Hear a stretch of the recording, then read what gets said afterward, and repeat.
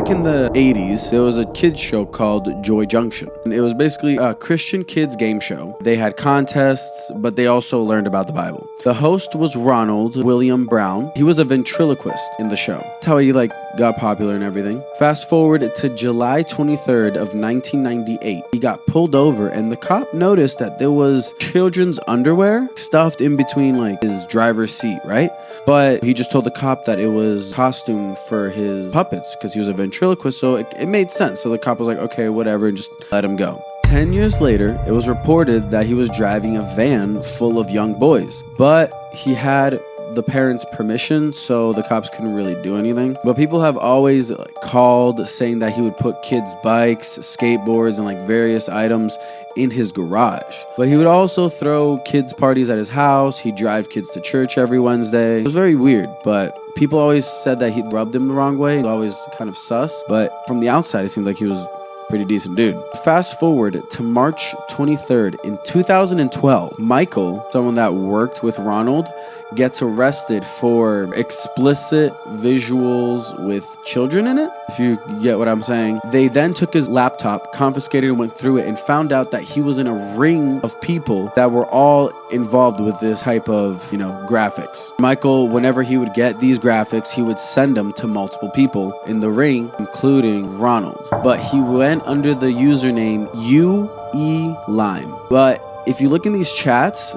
Ronald goes into really big, really descriptive detail of his fantasies that he wanted to do to the boys that he took to church. Talked about what he did was terrible, but what's even scarier to me is what he did after he was caught. It became national news. This was humongous. During the trial, he showed up with a satanic symbol on his hand. I mean, think about it, bro. All of the victims' families are there, shows it to everybody and yells, "Hail Satan." And so obviously that ensued a big panic. People were genuinely scared of him. He also had 1 million fans that were obsessed with him, sending him naked pictures and writing him love letters. He even got married to a lady. One of the jurors on his case one day during the trial didn't show up. Well, the trial gets held up if one of the jurors are missing. Well, they ended up finding her dead in her apartment. Japanese yokai, Okubi, the big blowing head. Sounds so wrong.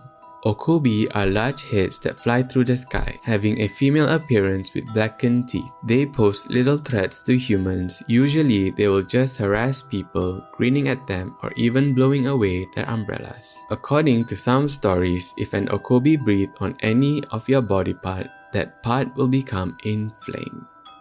Talked about everything from kidnapping, performing disgusting acts, killing them, and to even eating them. Yahoo, once they found this chat, was forced to give investigators the IP address, email, and location to the email that was linked to this account.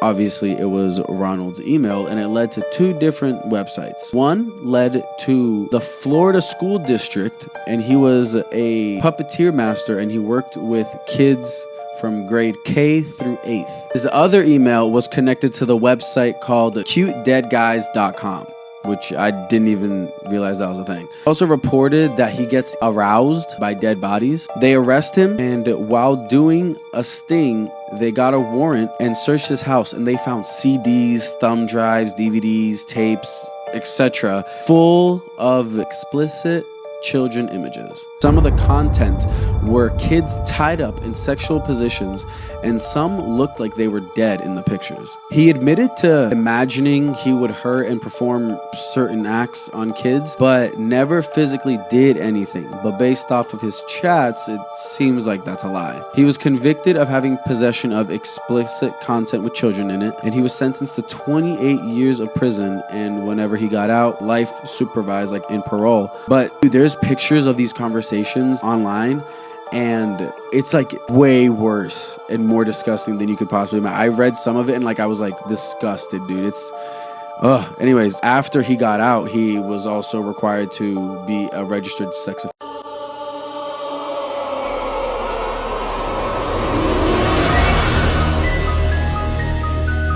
You're not gonna believe what this woman caught on her camera.